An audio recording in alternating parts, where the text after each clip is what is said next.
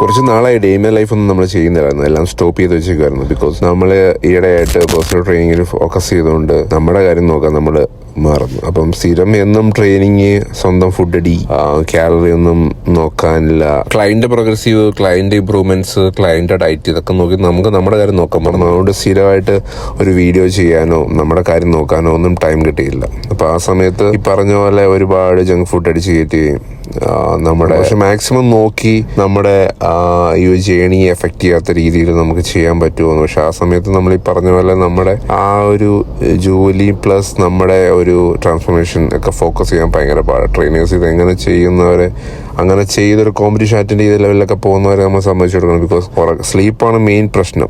Sleep ശരിയാവാത്തോണ്ട് ഈ പറഞ്ഞ പോലെ നമ്മുടെ വർക്കൗട്ടിന് ടൈം ആവുന്ന സമയത്ത് നമുക്ക് ഭയങ്കരമായിട്ടും ഒരു പുഷില്ല. ബിക്കോസ് ഭയങ്കര തളർച്ച, വർക്കൗട്ട് നല്ല ഇൻറ്റൻസിറ്റി കൂടി ചെയ്യാൻ പറ്റുന്നില്ല. ഇതൊക്കെയായിരുന്നു ഈ കഴിഞ്ഞ കുറേ നാളായിട്ട് ഫേസ് ചെയ്യുന്ന പ്രശ്നം. അതാണ് ജേണി മുന്നോട്ട് പോകാതെ വീഡിയോ വരുന്നത്.